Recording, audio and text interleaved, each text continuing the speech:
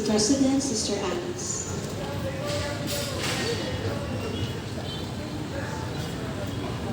Good evening, beloved community of Nuestra Señora de Regla Parish National Shrine. In behalf of Nuestra Señora de Regla team of pastors and Parish Pastoral Council, welcome to our Christmas tree lighting. We're so glad you're here to share in this special moment.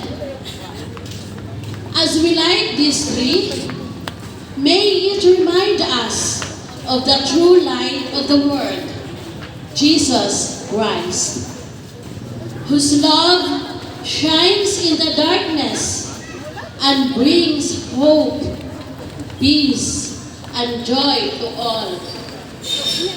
May these lights call us to reflect His love in our homes, our community, and our lives.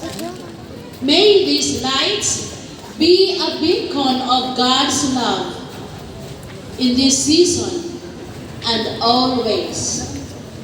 Thank you for being here, and may you experience the true joy and spirit of Christmas.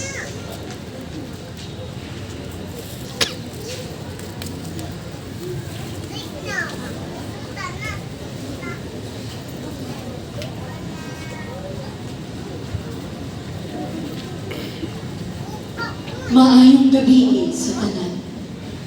Ang Christmas tree usa ka simbolo nga nagpasabot kanato nga ang tanang tawo nagagikan lamang sa usa ka sinugdanan.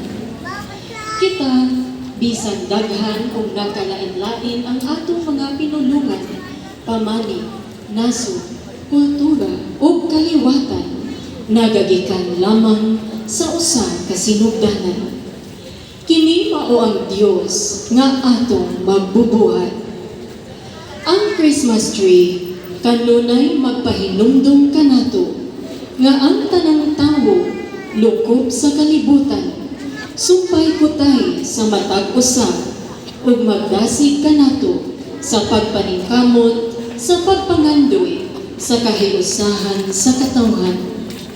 Busa, kuyog kita niining hiniusang panaw dinhi sa yuta padulong sa langitnong puloy-anan uban ang paglaom, kalinaw, kalipay ug gugma. Ang pagkahimudso ni Jesus nga atong sa ulogon matag tuig magpahinumdum kanato nga siya ang manunugos sa tanang katawhan. Natawo dinhi sa yuta ang tinuod nga kahayag ug nagdan-ag sa atong kinabuhi.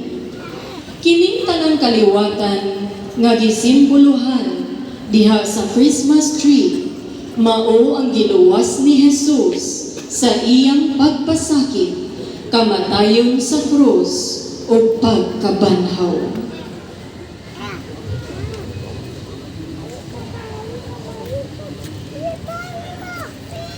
Sa ngalan, samahan, sa anak, sa Espiritu Santo. Amen. Himayaan ta si Kristo ang atong kahayag nga nagdala kanato kalilaw kaluwasan hangtod sa kahangturan.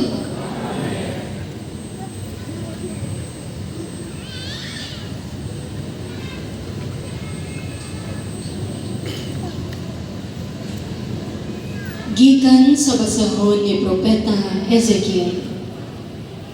Nag-ingon ang